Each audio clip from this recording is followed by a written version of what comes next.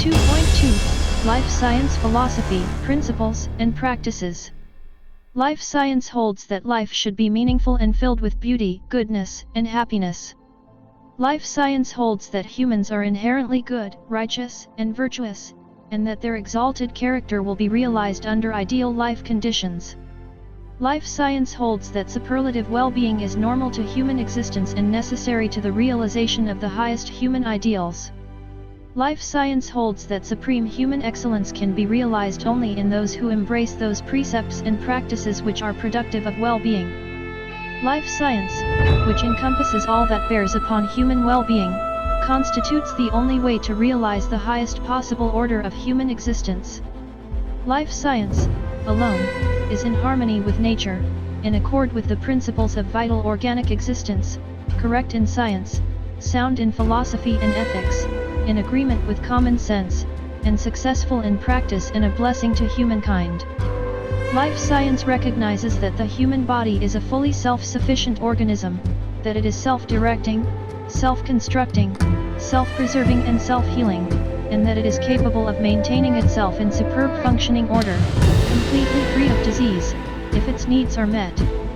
Foremost among these needs are fresh air, pure water, rest and sleep, wholesome foods, cleanliness, comfortable temperature, sunshine, exercise, constructive work, emotional poise, self-mastery, recreation and pleasant environment.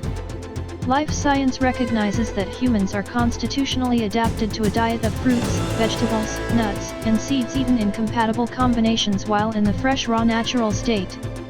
Life science recognizes that diseases are caused by improper life practices, especially dietary indiscretions.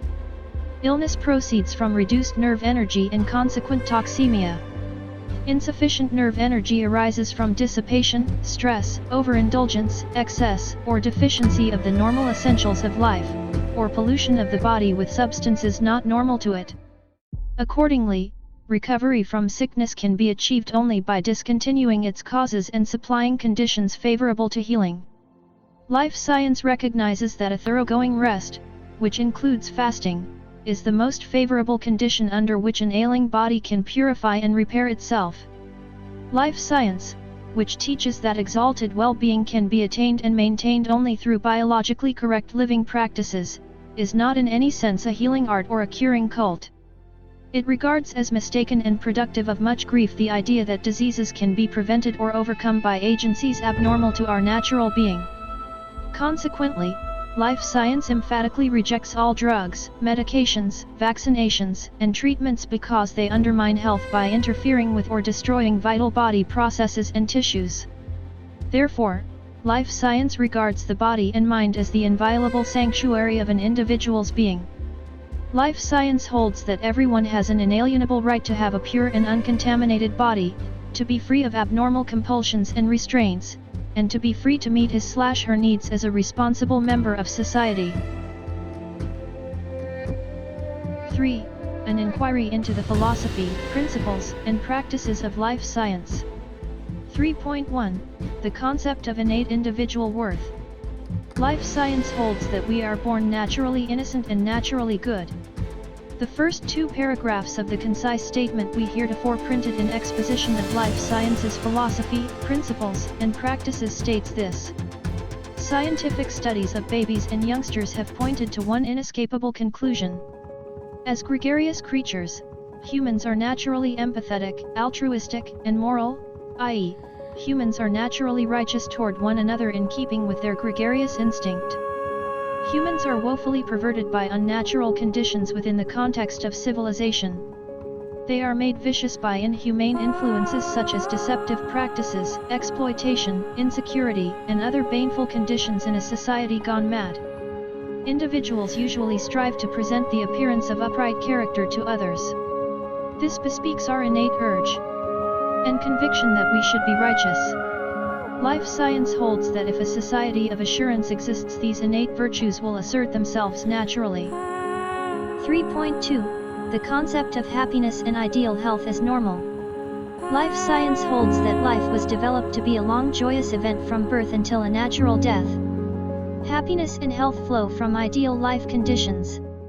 Ideal life conditions aid normal in the environments of our development. However, such is the human intelligence that it has made almost all environments over the face of the globe inhabitable.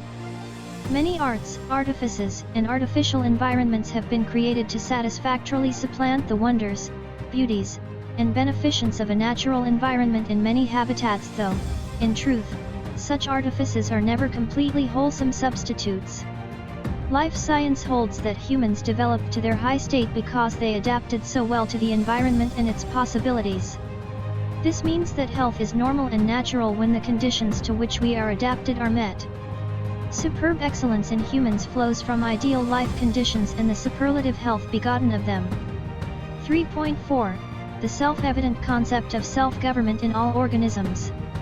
Simple observation of the development of complex organisms from the union of sperm and ovum is indicative that the powers of life reside within. Without anything from the outside other than needed raw materials, the organism has the inner direction to fashion itself from a fertilized ovum into a mature adult. This implies an inherent character that embraces the following capabilities. Organisms are self-programmed. Organisms are self-directing or self-governing. Organisms are self-sufficient when their material requisites are available. Organisms are self-constructing in accord with their genetic blueprint. Organisms are self-defensive and preservative, defending themselves against all internal and external threats. Organisms are self-repairing or self-healing and possess solely and exclusively the faculties and powers to accomplish restoration in event of damage or derangement. These faculties and powers are self-evident upon the simplest observation of yourself or other organisms. This concept and its axioms should ever be borne in mind when dealing with clients. The confidence needed in dealing with your own problems, should you have any, or with the problems of your clients, can be derived and reinforced by referring to these self-evident truths. If you enjoyed this video, and would like to receive more information like this, then please make sure to click on the subscribe button and hit the notifications bell so you don't miss a single video. Thanks for watching, have a wonderful day, peace.